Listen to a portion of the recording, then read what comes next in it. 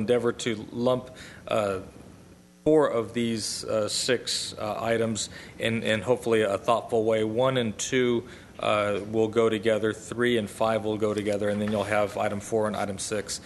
With that being said, I'll turn it over to Mr. Zern, and he'll walk you through these specific items. Mr. Mayor, members of the council, as Mr. Ochoa indicated, the first 2 have to do with the Grayson Power Plant, which most of you had the opportunity to tour last week and get a little bit better perspective of what we have going on there. These are related to what is our Unit 4. The first item has to do with the cooling tower that is associated with Unit 4. And this is really a situation where we have a safety issue. The stairwells and the catwalks that are used to access this are all, for all intents and purposes, red tagged. It can no longer be used. So we need to get in there and fix those so that we can have staff safely access this particular facility for observation, for inspection, for maintenance. At the same time, we're also doing some upgrades to the mechanical components of the cooling towers that need to be done, that haven't been done in some time, so that we can continue to get production out of this facility. Let me indicate that these 2 items, like every other item, and I think I've mentioned this to you before, that it is related to capital upgrades of Grayson Power Plant, have been put in a whole new perspective by our staff. We are looking at very short term. So in this particular case, it's somewhere in the 7 to 8 year neighborhood where we're looking at fixes and repairs that are absolutely necessary for that period of time. Anything beyond that, depending on what council's decision is when we bring you the integrated resource plan, which will either be to repower Grayson, which will be accomplished during that period, or to retire Grayson, which will also begin to be accomplished during that period of time. So there's no sense for us to be looking much further beyond that particular time frame. And you'll notice in your council agenda item, we've listed the 3 parties that bid on this particular project, and we listed the critical components. But there is one at 2.5, which is about a $250,000 component. We eliminated that because that goes beyond that 7 to 8 year period. That's something that's much longer term. It's obviously a big ticket item. We've taken that off of the project scope and gone back to a more scaled down version, which is essentially to meet OSHA and safety requirements for the stairwell and the walkway, and to do some upgrades to the mechanical equipment so we continue to use that particular unit. On the next item, assume we can just go forward with the next item, Mike. Right then. So on the next item is obviously a bigger ticket item. This is the generating unit, number 4. This is probably our most efficient generating unit, both from a sense of efficient power production and emissions. So this is one of the cleanest burning units we have. It is also the main unit that burns landfill gas, biogas that we get from Shoal Canyon that we put into the system. The unit is it's up there in age, but we've lately especially been experiencing problems with the tubing where we've had blowouts. I think you're all familiar with the one we had around Christmas time. Last week at our tour, we showed you a section of that pipe that had actually exploded.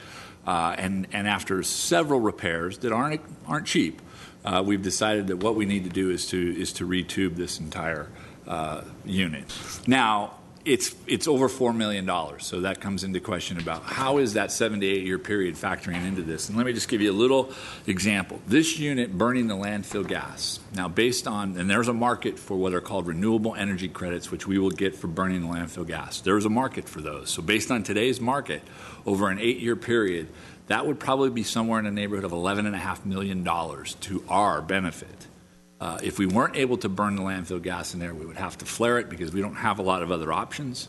That would be a waste of the gas. We wouldn't get the RECs, and thus we would have to go out and get those renewable energy credits somewhere else and likely pay at least that $11.5 million, if not more.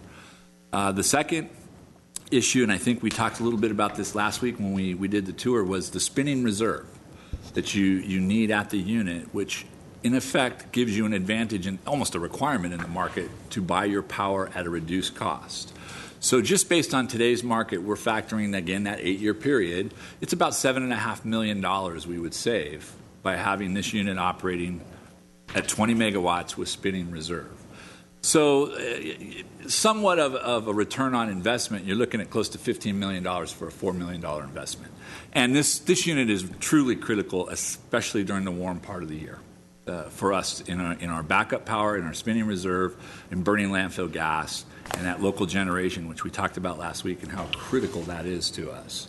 Again, we looked at it very closely. We looked at it in that very limited time frame, and we think that this is an essential need for us going forward for the next seven to 8 years, as I say. So if there are any questions, let me, Mr. Mayor, I know this a question you often ask, but on the first item, it is a dispensing with competitive bid. It's because it is the design build project, so legally we have to dispense with the competitive bidding because we didn't separate design from construction, but it was a competitive process. We put out RFPs, 3 firms proposed. One of the 3 firms was non-responsive. They didn't put up the proper bonds, so we got it down to 2 firms, and we're recommending that we award to the low proposer in that particular case. Yes, Ms. I have Devine? a question.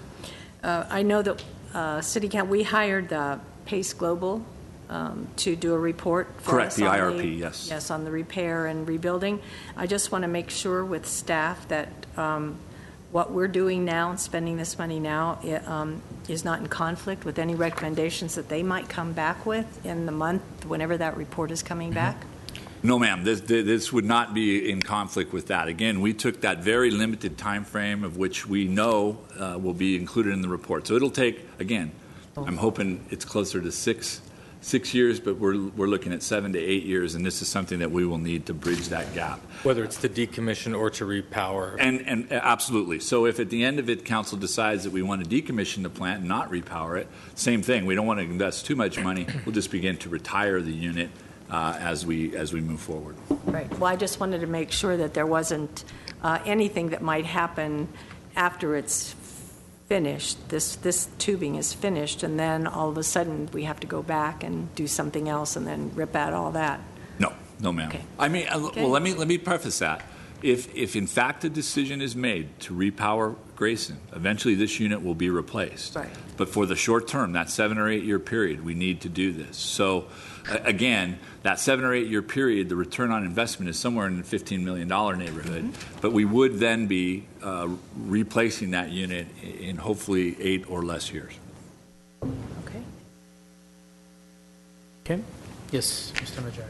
Well, how fortunate and perhaps coincidental it was that we just visited the power plant and got a up-close look at, I believe we saw Cooling Tower 4 up close, did we not? Yes, you did.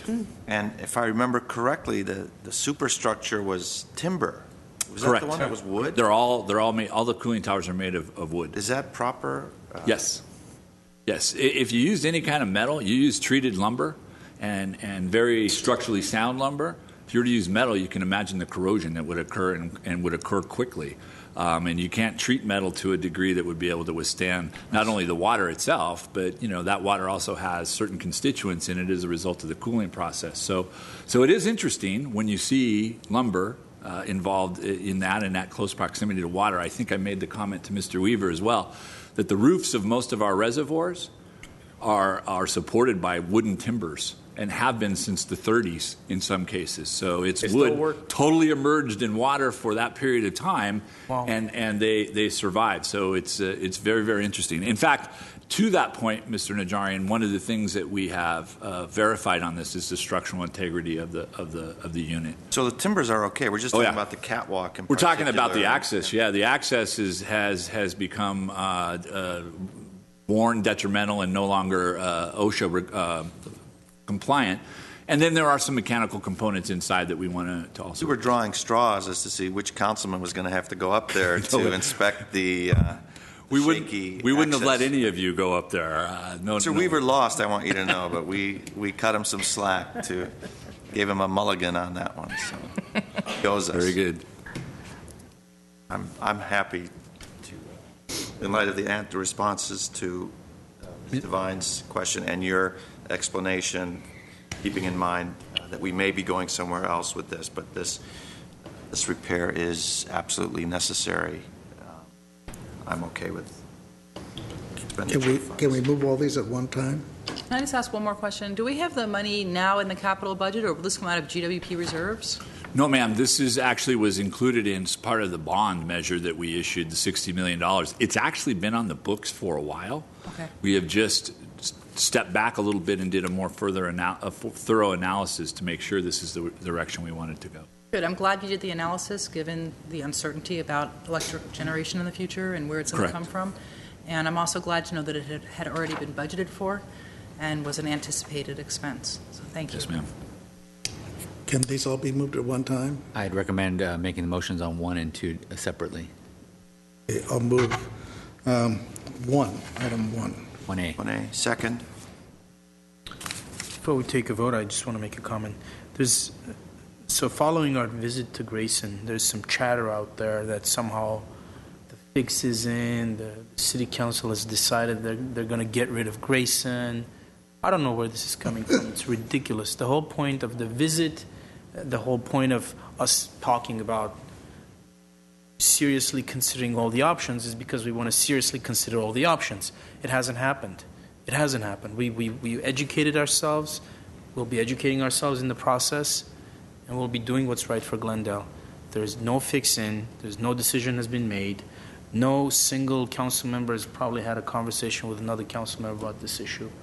So let's put that to rest. It's nonsense. Those same folks would probably be criticizing you if you considered the IRP and had not visited the power plant. So you're shadow boxing against somebody's own insecurities. So. Right? I'm just shocked that people read something as nefarious as that into a simple act of visiting an important city facility. I mean, how can you criticize good government? I mean, many of us had not been to the plant. Right. We wanted to see. I had not been to the plant, I'll confess, in my 8 or 9 years, and I'm glad I did, and in no way indicates any predisposition on what we're going to do. Exactly. The report hasn't come. Yeah. The report hasn't come. Right. So with that in mind, can we have the roll call on item numbers 1 and 2? No, just one. I'm sorry, is it just 1? Just 1A and then 2 after. Okay, 1A. Council members Devine, Yes. Friedman, Yes. Najarian, Yes. Weaver, Aye. Mayor Sinanian. I'll move Yes. 1A and B. 2A. Need that alone, too? 2A and B. 2A and B. 2 and A and B. Yeah, those can go together. But then 3, 4, and 5 after No, that? those are separate reports. Oh, okay.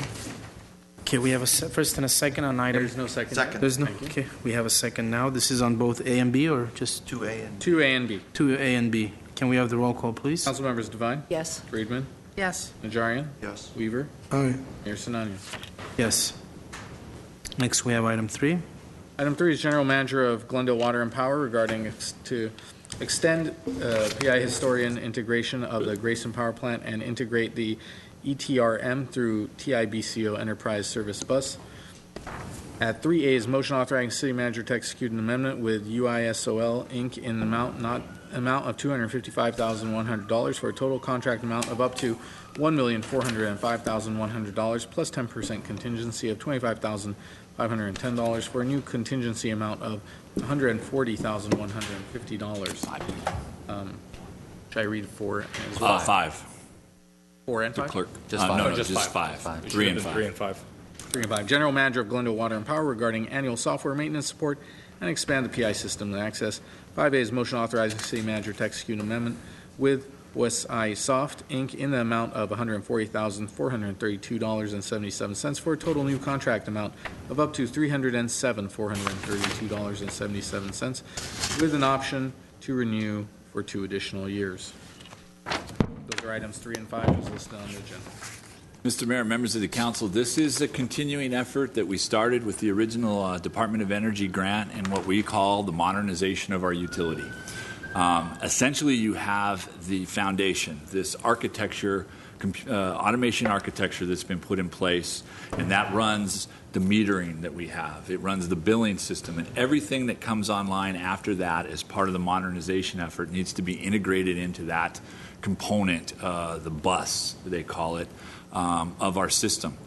What we have now is we've got 2 new components that we're asking that be integrated, that being the Energy Trading Risk Management Software Program. You may recall you approved this last year, a multi-million-dollar software program that will assist us in managing our power supply operation, including our buys, our sells, all of our trades, the renewable energy credits, our carbon credits, all of these renewable energy as a whole, all of the things that are now making the whole program of trading for power very much more complicated. So this software system, which is on schedule to be implemented June 1st, and staff is doing a great job, now needs to be integrated into the architecture so that it can hook up with everything else, and we can have what we call the control points are actually going out to all the systems and coming back and bringing information back. And I may be oversimplifying this a little bit, but the idea is this integrated system. Also part of this is to connect the power plant so that the power plant operation and that aspect of our power supply is incorporated into the overall ETRM. And we also have our most, what we're embarking on now, a pilot program with our outage management and distribution management system. Council's also approved us to go forward on that with the pilot program. And this is something that is part, again, tying into the grid, tying into our infrastructure, tying into our automated system, allows us to better manage outages in the form of recognizing them more quickly and reacting to them more quickly. It ties to the distribution management system. So literally what some of the benefits of this is we get an outage, we can respond from a desk with a computer. Before one man has to be dispatched in a truck to go out there, that the chances are that we can address a great many of these simply by making keystrokes on a computer, being able to redistribute power, close circuits, all of these different things. It's quite amazing. The pilot program is coming up, like I said, but I fully expect, based on success in other utilities, that we will expand that. And tied to that also is our SCADA system, the supervisory control and data acquisition system that's in place. All these things coming together to better equip us to deal with the many aspects of managing a modern utility. And that was what we were intended to do when we wanted to modernize this utility. We made a significant investment in that. And as we continue well past the DOE grant to modernize the various aspects of the utility, this is just one more step. So this helps us integrate into the modernization infrastructure and architecture these new software systems, and actually not all new, 2 new, and then we're incorporating in the power plant as well. Beginning to see the realization of what the whole purpose was behind that modernization effort. As opposed to just a fancy metering system, now it's actually gotten into operations, and we're fulfilling that promise. And beginning to utilize better the potential of the system. As you may recall, a couple years ago when I got to the utility, and it's not about me, I'm sorry, but when we didn't even have the billing system online, so we've begun to get well past that. It's the staff that should be credited with that. And now beginning to not only put in place some of these supervisory and management software programs that allow us to better oversee the operation, but also the customer-based programs that allow the customer to have more hands-on interaction with the utility, and whether that's monitoring their own power usage, looking at their bills, paying their bills online, all of those different things. This will continue. We will continue to do this. And UISL, the firm that we're recommending on this, had already gone through a very competitive process. We brought them on. They are the architects of our architecture. So we keep them on board with their pricing, and they then incorporate, as we bring new systems online, those systems into the overall utility. Okay, so I have a question about that last part, and I saw that the initial contract was given through a competitive bidding process. So this is adding on a component to an existing Correct. contract. And I know you explained it, but since we were talking about essentially 2 different contracts, can you break down specifically the UISL extra $255,000, what that is going to achieve? What's the additional element that it's going to secure? They will actually expand our current architecture and incorporate and integrate these new software programs that we have into the system. These software programs we've acquired from other companies, they're going to take them now and put them into what is our foundation. Okay, but what was the initial part of this contract? To build the foundation. They're the ones who built it for us, okay, and they continue to integrate as we move forward. We could have, back when the original project was brought forward, tried to be as global as possible, but I think at that point, both funding as well as the capacity of the team in place was a little bit more tentative. And we wanted to maybe fire some BBs before we fired the cannonballs. And that's what you're seeing now as we're moving in component phases. And that's exactly what my next question was going to be. At the time we were considering the initial contract, it would be nice to consider the totality of the contract with, with everything that's coming down the pike, considering what it is that we're aiming to achieve. And that way we have these entities compete against each other as to the entire thing, as opposed to somebody getting the initial stage of the contract and then sort of riding the wave. Surely. Till kingdom come. I mean, I'm not Absolutely, and the idea, they would have sold us the super deluxe Cadillac back then, but we didn't have a Cadillac budget, nor were we familiar enough with the technology and all that, the power of the technology that we had. So the policy decision that was assured by council was, okay, start with what you need, build the foundation, come back and we'll do a room addition later on if we need to. And I think at this point we feel very comfortable in recommending it to you based on that competitive process that we had done. And I think, Mr. Mayor, it pays to respond to something you said. This is not something that I see in perpetuity.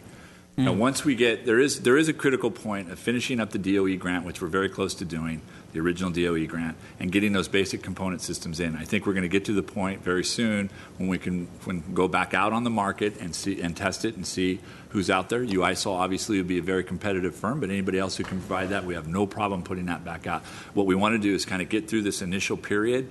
As Mr. Ochoa said, unfortunately, we kind of took it a little bit more piecemeal than we might have. But again, there was a lot of question marks when we got to a certain period 2 or 3 years ago. We didn't know we'd be here today, to be honest with you. We didn't know if we were going to have to give the grant money back. That was the situation we were in. So thankfully, we've gotten well past that. We're succeeding even beyond what we originally had thought we would. And I think once we accomplish that, we can step back and then look at going back out and seeing for future if this is the right firm or if there's somebody else who can offer that for us. Okay. And with respect to Aussie Soft? This is actually a component where this is a maintenance agreement and some training that we need to do. This has to take into consideration these additional software programs that we're bringing online. So we're going to send some of our staff and I believe some of ISD staff too, Craig, through some training on this so that we have our city staff well trained, and then the maintenance agreements are just part of what we have to do with the PI historian, the actual software that we're purchasing. Okay, so this amount, $140,000 plus, may repeat itself again for the next additional 2 years. We have funding, ongoing funding up to 17-18 that we've already had approval and budgeted for in the long-term budget. So, and once that ends, then we'll look again, as always, at something. Look at the market and see if there's others that can provide it. We'll put it out on the street and see what kind of result we get. Okay. Yeah, I understand that sometimes when you go through the process and you have a vendor, it just makes sense to just continue on with them for a number of reasons. But of course, at the end of the day, is to avoid certain people out there saying the fix is in or whatever other ridiculous things they may say, to just keep these contracts as tight and as short as possible. And in this particular case, it is the software. We own the software, so we have to keep the maintenance of that software up until we make a decision to replace it. This is the company that does that maintenance, and I don't believe there's anybody else at this time who does do that maintenance. So there may be a time in the future, Mr. Mayor, when we replace the software with another type of a vendor. So, and that would be a competitive process, as always. But your point is well taken. All right, we have items 3 and 5. I'll move items 3 and 5.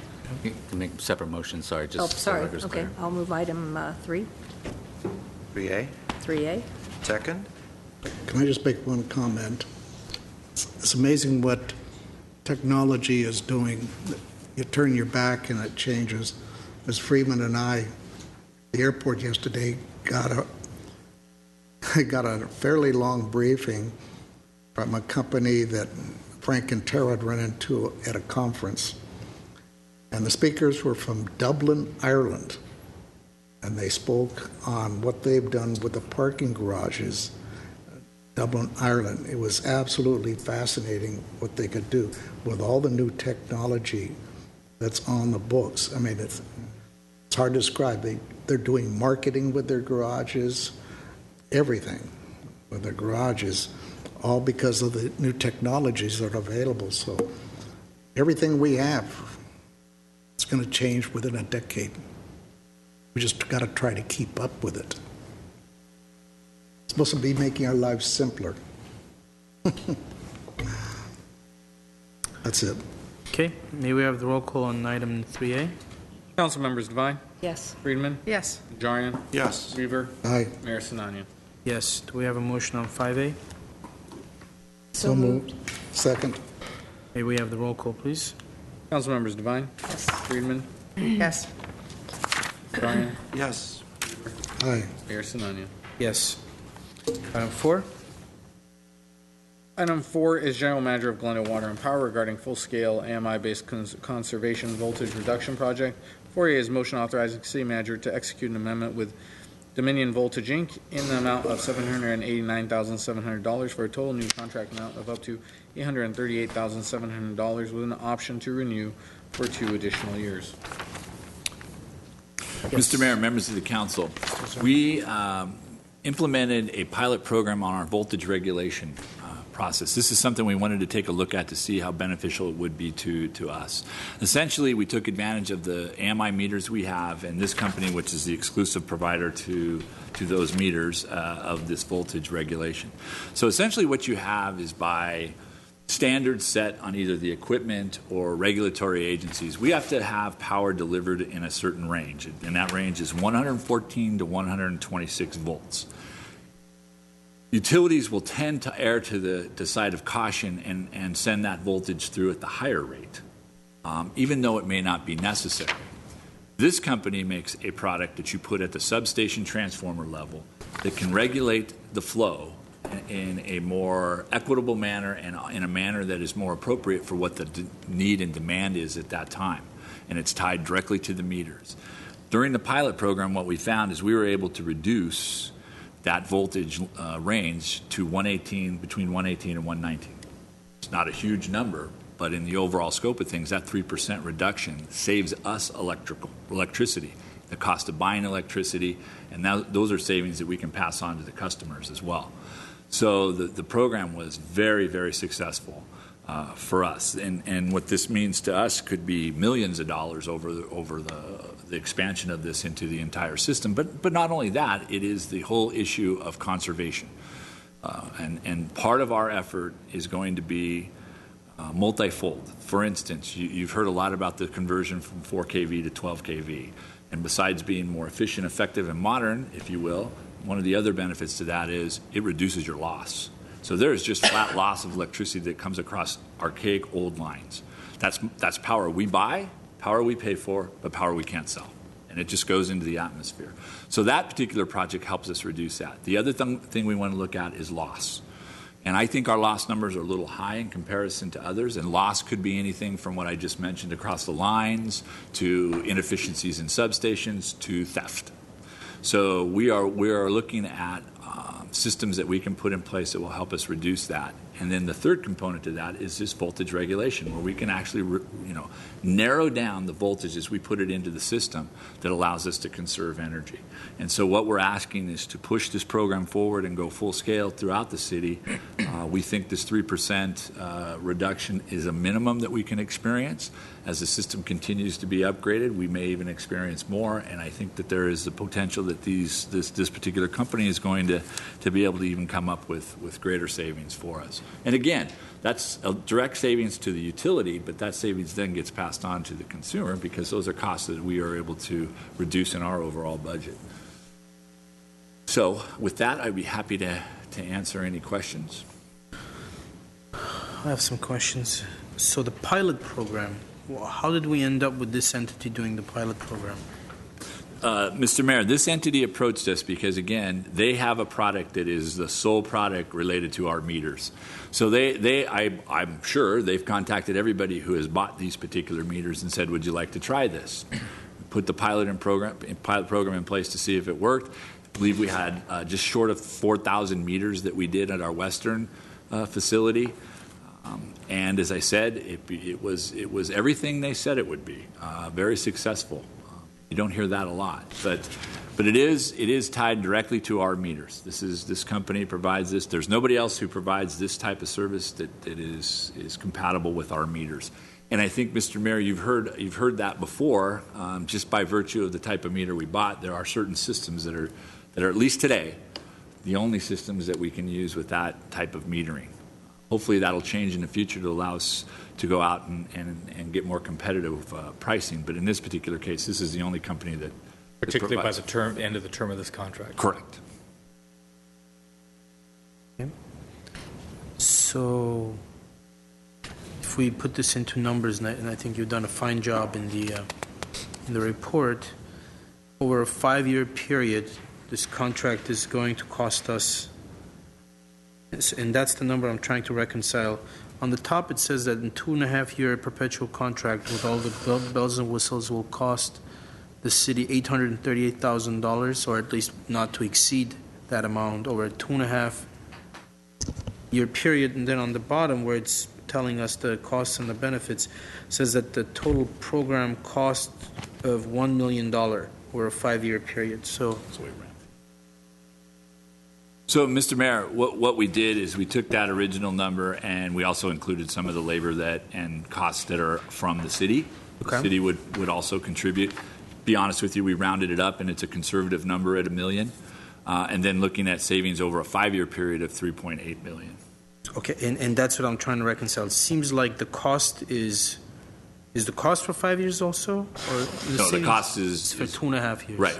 So the $1 million is for 2.5 years. Well, the $1 million is really the 5 years, because over the first 2 years of the real ramp-up period, as we put the equipment in place and get it started, we also added in our labor that will be ongoing throughout the remaining 3 years and rounded it up to a conservative number of $1 million. I'm not sure it's going to even cost us that $1 million, but we wanted to be conservative and not put a number out there that was pie in the sky.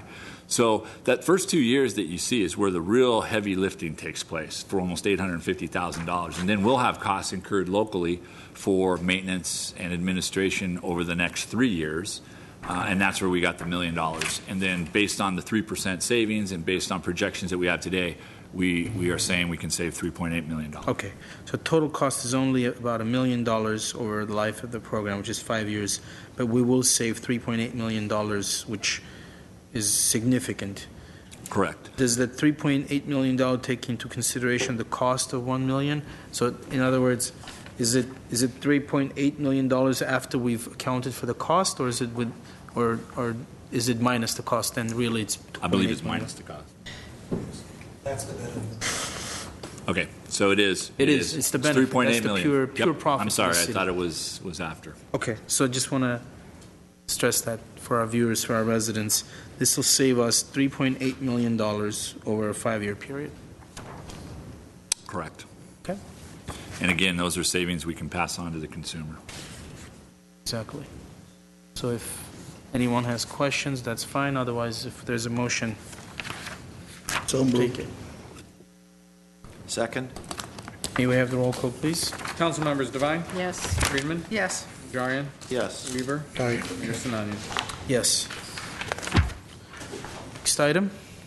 Item 6 is General Manager of Glendale Water and Power regarding fiber optic communications network interconnection agreement. 6A is a motion authorizing city manager to execute an agreement with the city of Burbank for the interconnection of city of Burbank and city of Glendale fiber optic communications networks.